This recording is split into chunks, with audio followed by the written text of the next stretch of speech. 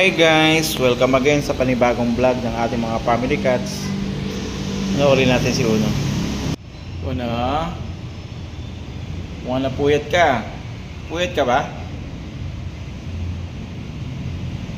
O, ba't ganyan ang mata mo? Kakakain mo pa lang ah. Tulog ka na muna. Guys, si Uno, mahilig siya makipaglaro. Kaya madali rin siya mapagod eh. Yan. Pag nakakain na siya, siyempre, pupwesto na siya para matulog. Pero dahil nga minsan inaabala siya ng kanyang mga kapatid tsaka ng kanyang kuya, si Kit-Kit, nagigising siya. Kaya pag may pagkakataong ganito, matutulog lang siya. Diba, Uno? Ano, Uno?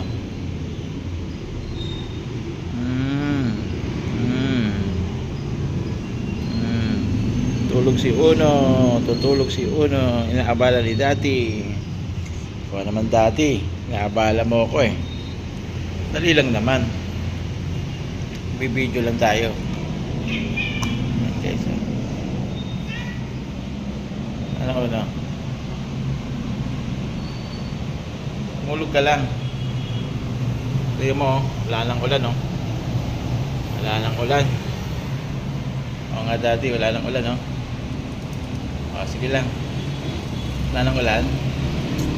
O, sige. Diyan ka lang. Stay lang si Uno dyan.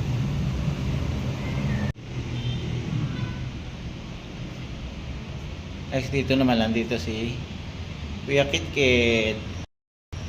Ba? Mukhang mabait ah. And guys, ang sweet pero siloso na pusa. Dito naman sa kabilang silyahan, ayan, si Charlotte. Hello Charlotte. Ang pusang gusto ng totoong pagkain, ayaw ng mga wet food at saka ng mga cat food. At syempre si Uno. Uno, nandiyan ka na. Happy naman si Uno habang nandito siya. Tuntua siya ng hinahawakan siya. Umalis ako dun sa pwesto ni Uno. Ayan naman ang ginawa ni Uno. Anong ginagawa ni Uno? Ha? Sweet naman ang Uno na yan. Yan lang. Diba, maging mabait ka hanggang paglaki mo ha. Huwag kang gagaya kila Kuya Kit-Kit. Kikakap-kap. Ang baby, mababait at saka sweet. Bagay, sweet pa rin naman ngayon. Yung nga lang, nangaaway. Pinagkat yung aking kamay.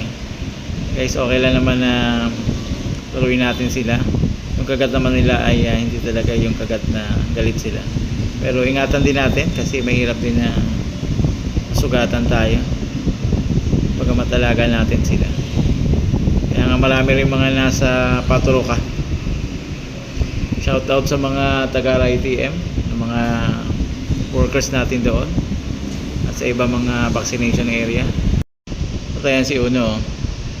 Uno, nakikinig ka? Guys, dito lang sa harapan ko. Yan ang kagandahan ng pusa.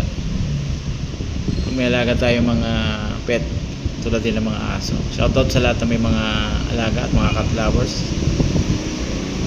Okay, patuloy lang nating mahalin ang ating mga alaga at naway ma-provide yung kanilang mga needs, lalo na yung kanilang mga pagkain. Yan si Uno, nagba-vitamins siya eh. So guys, salamat sa inyong panonood. Bukas ulit. Bye.